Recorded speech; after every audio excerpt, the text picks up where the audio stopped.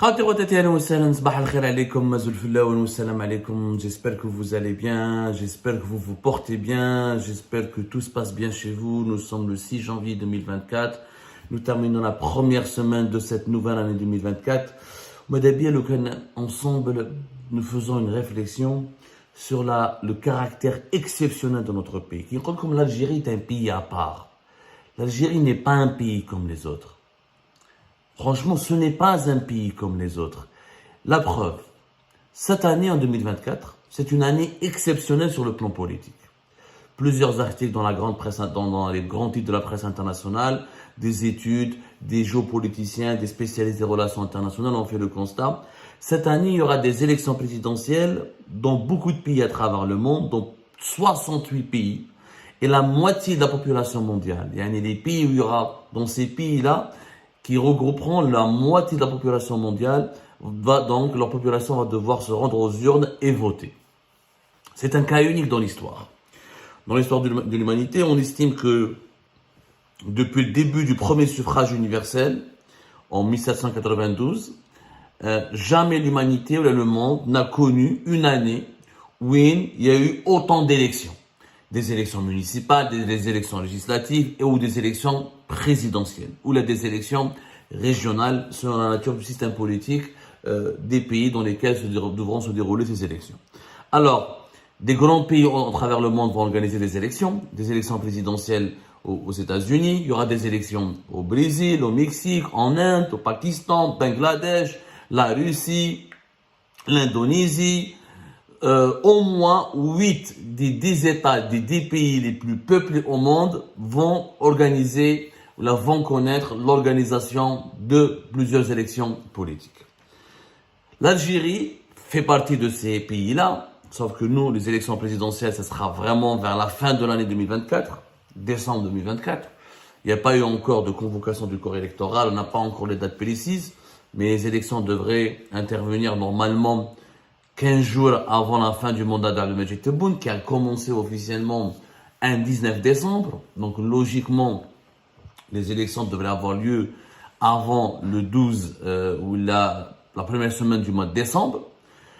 Avant cela, 68 pays vont organiser des élections, sauf que l'Algérie est un pays pas comme les autres, parce que l'Algérie, c'est le seul pratiquement de ces 68 pays où il n'y a pas de débat. Il n'y a pas de débat, il n'y a pas de suspense, il n'y a pas une confrontation d'idées, il n'y a pas de compétition, il n'y a pas de candidat, il n'y a aucune vie politique animée en Algérie. Un exemple, le Bangladesh, par exemple, le 7 janvier prochain, il y aura des élections. Ce sera des élections législatives. Qu'il y ait une animation politique, qu'il y ait des débats, qu'il y ait des polémiques, qu'il y ait des critiques. Le 13 janvier, fait Taïwan. Bon, Taïwan est un pays qui est reconnu pas par tout le monde, parce que voilà, il y a un problème entre Taïwan et la Chine. La Chine dit que c'est son pays, son territoire. Taïwan dit que non, je veux pas faire partie de la Chine. Nous, par exemple, l'Algérie ne reconnaît pas Taïwan, elle reconnaît que la Chine. Mais il y aura des élections à Taïwan. Ok, bon, Taïwan, ils ont une tradition démocratique, ça peut se comprendre. L'Indonésie, le Pakistan, ce ne sont pas des grandes démocraties. Ce sont des pays qui ont connu beaucoup de dictatures, notamment le Pakistan. Le Pakistan connaît une crise politique importante qui a mené récemment vers l'emprisonnement de son ancien premier ministre, Imran Khan. En Inde, il y aura des élections en mai. L'Inde avec Narendra Modi, qui ses dérives autoritaires et son nationalisme hindou, et son discours des fois ouvertement raciste contre les minorités, notamment les musulmans. Il y a beaucoup de problèmes. Il y a un débat en Inde. Il y a de la répression dans ces pays-là. Il n'y a pas une liberté de la presse comme on peut la retrouver dans les pays occidentaux développés. Mais la presse parle, elle se bat, il y a des lectures, il y a des analyses, il y a des propositions. En Indonésie, la même chose. Et malgré que l'Indonésie connaît une situation pas parfaite sur le plan démocratique, loin de là, mais il y a un débat. Encore une fois, la vie politique, elle est animée. Des candidats IBNO, plusieurs candidats, plusieurs programmes, des gens parlent de l'avenir de leur pays, des gens critiquent, dénoncent, sont scandalisés, s'indignent. Il y a des partis politiques qui sont structurés. Là, en Algérie, maintenant, il y a une élection présidentielle qui arrive. La hayatani man tunadi. La hayatani man tunadi. ما لبناش ولا رايحين بها. لحد الآن أنا نسمعوا برك الناس تعيط، les députés يقول لك تحية تبون، vive deuxième mandat, ok. Tebboune d'abord, il n'a pas encore déclaré qu'il veut faire un deuxième mandat.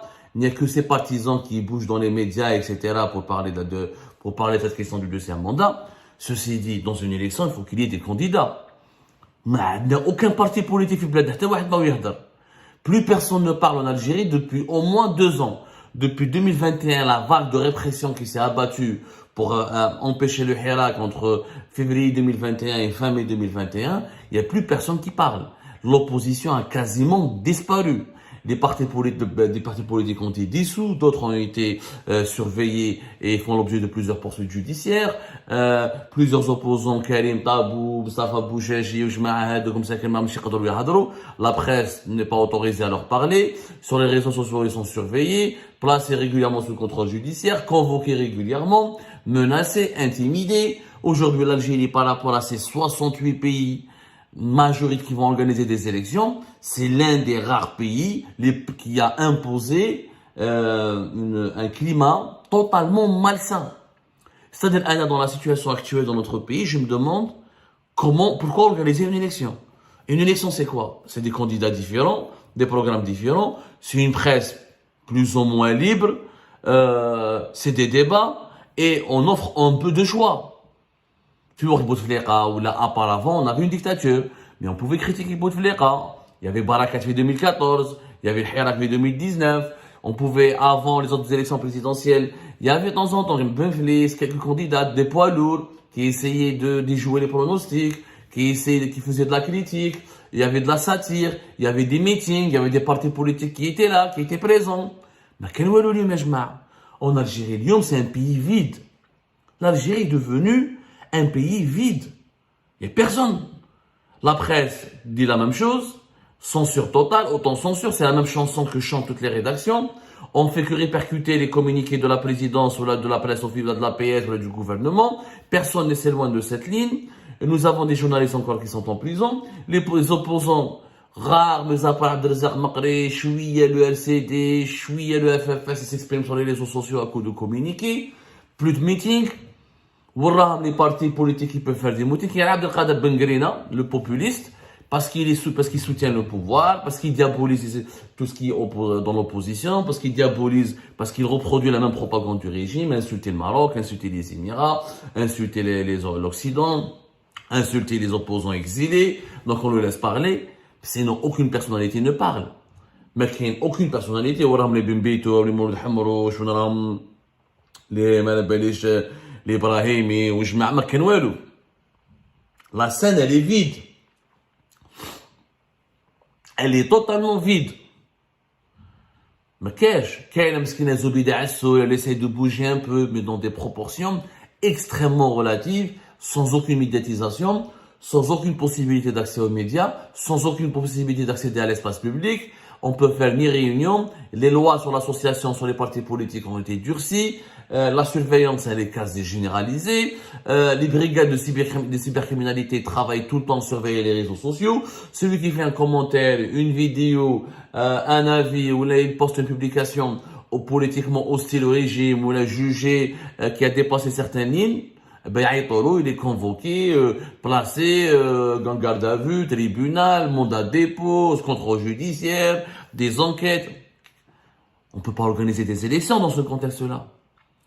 C'est pas la peine de jeter les 100 ou les 200 millions de dollars, dire à prolongation directe, sans passer par des élections, prolonger le deuxième mandat ou dire à prolongation. Et franchement, je vous assure, allez voir dans les autres 68 pays qui organisent où des élections seront organisées. Beaucoup sont des dictatures. En Iran, il y aura des élections.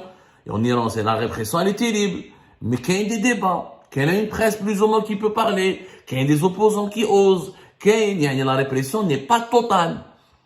La répression, elle est totale. Même pas une marge de manœuvre pour respirer. Il y a donner une marge de manœuvre au moins pour donner une crédibilité. Comment on va crédibiliser ces élections présidentielles à décembre 2024?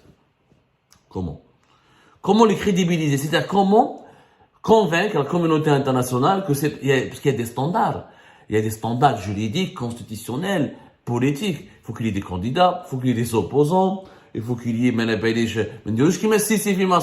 Il y a eu des élections récemment où il a pris un score record, fleuve, aucun candidat sérieux, aucune possibilité de débat. Il a un dialogue qui m'a Sisi. Encore Sisi, il a une popularité parce qu'il a un bilan. Il a plus ou moins un petit bilan. Ils sont en train de construire une nouvelle capitale. L'Égypte, les BRICS. Il y a un dynamisme, il y a des réformes politiques, il y a des réformes économiques plutôt. Il y a une amélioration des indicateurs économiques du pays. احنا ما شفناش ما كاينش même pas bilan. Maintenant les BRICS, mais on a des réformes économiques. On a mal les pénuries, l'inflation qui est galopante, la pauvreté qui avance, alors que nous avons du pétrole et du gaz, que nous avons connu une année 2022 record, où nous aurions pu gagner beaucoup d'argent, et vraiment beaucoup d'argent. Et on n'a pas profité pour redresser notre pays, ni pour améliorer les conditions de vie de la population, ni pour amorcer un décollage économique. Donc, on a, en 2024, normalement lors des élections présidentielles, ce bilan va être posé sur la table. Voilà, il y a eu 5 ans, qu'est-ce qui a été fait? Presque rien n'a été fait. Est-ce qu'on ne devrait pas changer pour faire mieux? Ça, si ce président veut rester pour un deuxième mandat, ok, qu'est-ce qu'il propose pour faire mieux? Est-ce qu'il est capable de faire mieux? Il faut qu'il accepte la contradiction.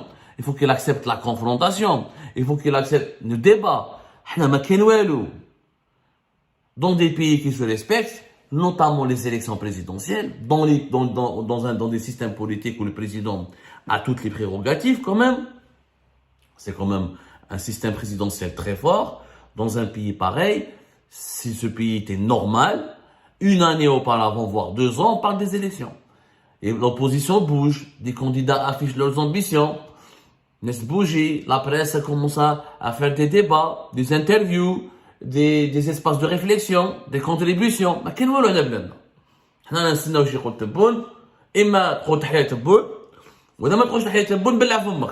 إذا تهدر، tu deviens un traître, un agent du Maroc, un agent des Émirats, un agent de la France, un agent d'Israël, etc., etc. Dans ces conditions, c'est pas la peine d'organiser des élections. Je vous assure que c'est pas la peine. Et dans ces conditions, on va provoquer. Et quand on est trop, à force de trop réprimer, de trop persécuter, à un moment donné, même les esclaves pourront se révolter. Même quand tu es esclave, à un moment donné, tu as envie de te déchaîner, tu te révoltes. Adviendra coupable, ou qu'une mot ou même à un moment donné, on va provoquer une grosse explosion de colère. Les prochaines élections devront permettre à l'Algérie de redevenir un pays normal. Il faut que l'actuel système doit accepter. Il faut le deuxième mandat, mais très la compétition. Il faut que les candidats un exilé à l'étranger veut rentrer et faire participer aux élections, Karim Tabou veut participer aux élections, libère la presse, laisse la presse aborder les thèmes qui dérangent. Laisse la presse se libérer de son attention de la censure. Laissez les gens s'exprimer. Laissez les partis organiser des meetings. Laissez des gens créer des associations. Permettez aux politiques de faire de la politique, c'est-à-dire d'aller à la rencontre de leur peuple et de nourrir des réflexions et de proposer des solutions. C'est simple. احنا ماناش نقولوا تبون ما يديرش دوزيام موندا. احنا نقولوا اذا حاب يدير دوزيام موندا لازم يجوز par une compétition électorale libre, transparente et loyale. S'il y a mieux que lui, il doit l'accepter. S'il perd, il doit l'accepter. C'est ça ce qu'on veut pour notre pays. C'est la meilleure transition possible. Ni des manifestations. Chefna al-Hirak n'a rien fait. On a perdu du temps, on a paralysé le pays, on a aggravé les déséquilibres économiques et politiques dans notre pays. La meilleure solution, une élection présidentielle ouverte. Ou une élection plus ou moins crédible, comme ça va se faire dans pratiquement la majorité de ces 68 pays qui organisent des élections présidentielles en cette année 2024.